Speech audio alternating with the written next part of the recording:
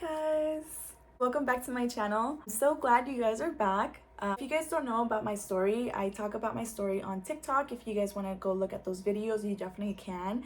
I will leave a link of my TikTok videos below, and you guys could actually see them. For those of you that follow me on TikTok, thank you so much. And I've gotten a lot of really sweet comments from you guys, a lot of DMs, a lot of emails, and honestly I do appreciate all of them.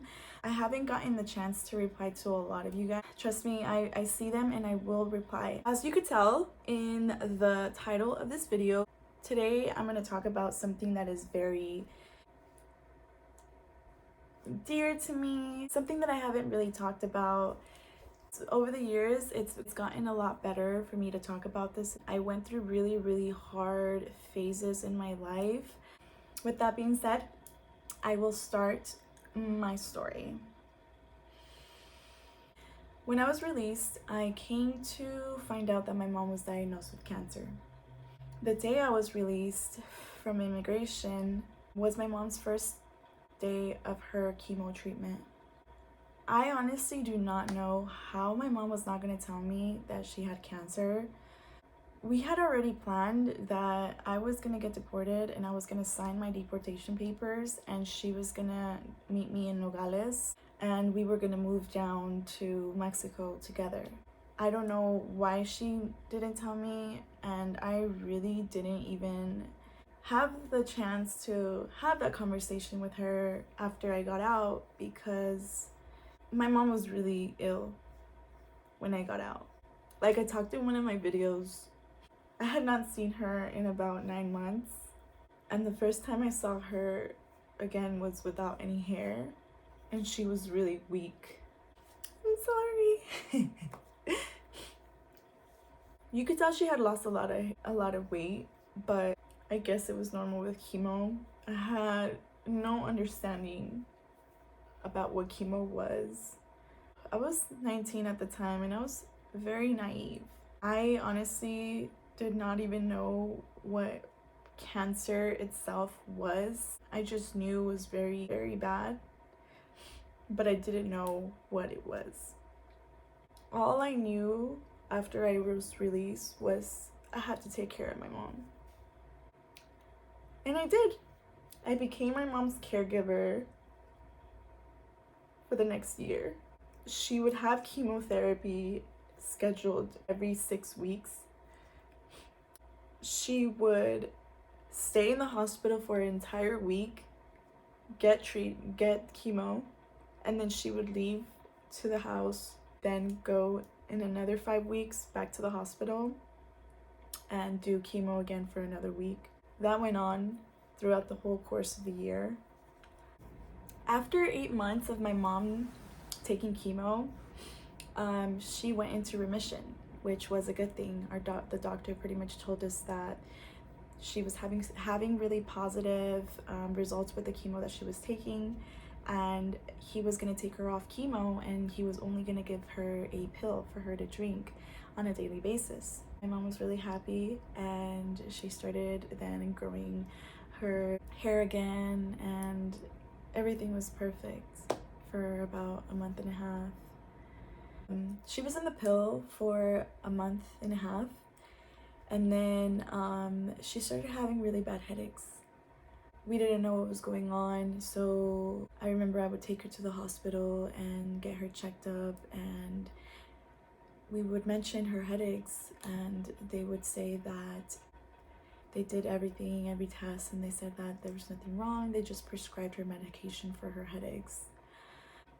I remember going to the hospital with my mom for about 8 times, and those 8 times she was complaining about her headache. She was complaining about her headache, and she was just in so much pain. There was a time that they thought that the catheter that they had installed in her scalp was a reason why, so they pretty much had to do another surgery on her to remove it, and to see if that was the cause.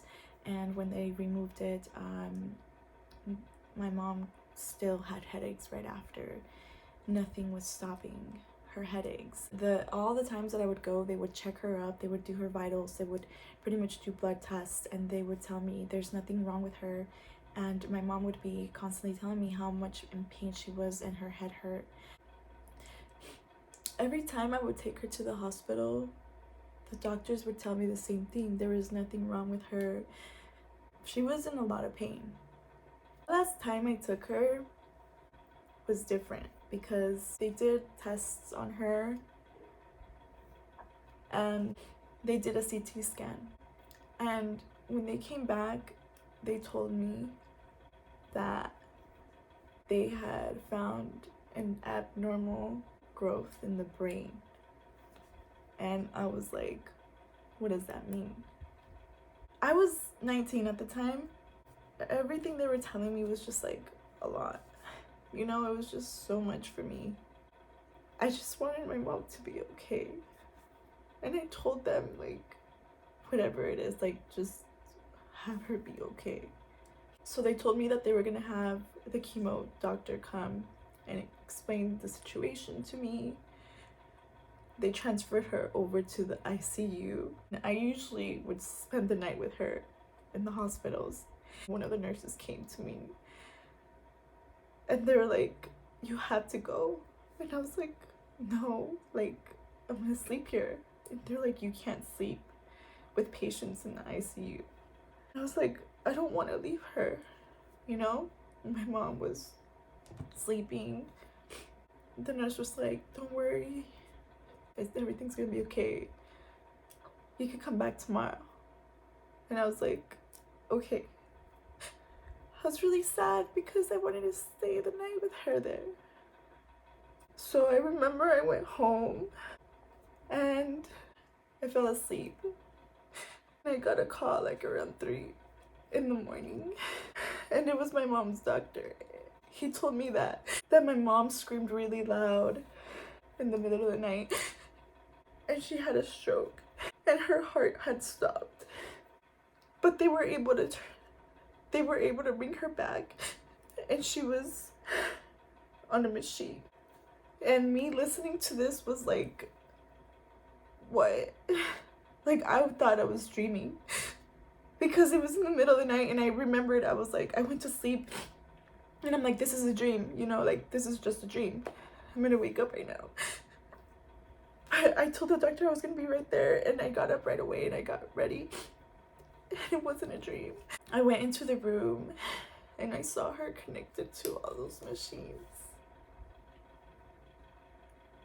The nurse came up to me and told me that my mom was stabilized, and I got close to her and I held her hand and I told her I was there because the nurse had told me that before she had the stroke, she had woken up and asked where I was at. I will never forget that. I wish I didn't leave. I wish I could have stayed there. My mom stayed with the machine on for about 2 days and then they were able to remove it. My mom's doctor came and told me that my mom's leukemia had came back and mutated and it had spread throughout my mom's body. And the reason why they found that abnormal growth in my mom's brain was that the cancer had reached her brain and her brain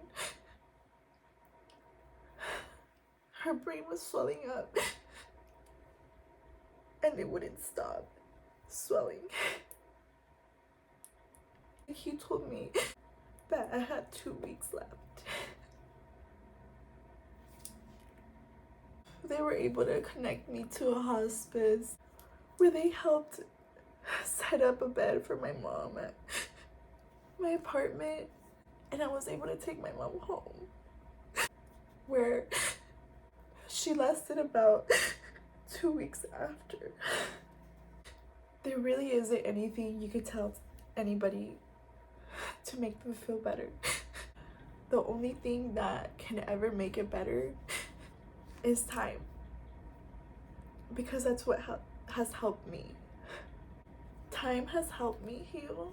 I'm very grateful for the mentality that I have and the drive. I'm very grateful for that, because if I didn't have this drive that I have to be a better person, I honestly don't think I would be here anymore. I know she's in a place that she has no more pain anymore.